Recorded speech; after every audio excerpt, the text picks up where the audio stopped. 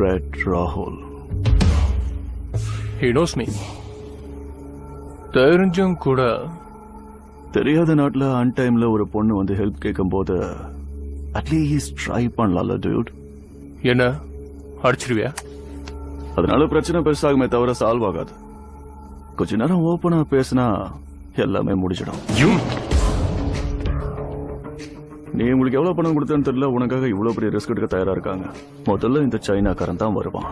உன்னை தள்ளி விட்டுட்டு அவனுக்கு ஒரு ப்ளோ. 5 செகண்ட்ஸ் காத்துலயே இருந்து கீழே விழுந்துருவான்.